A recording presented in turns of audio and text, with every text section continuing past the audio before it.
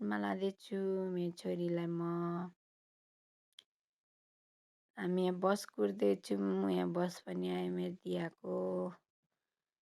Final दियाको बस नि आयो, देख्न सक्नुहुन्छ तपाईँहरूले। अब दिया बस पनि चढिन्, दिया गइन् अब।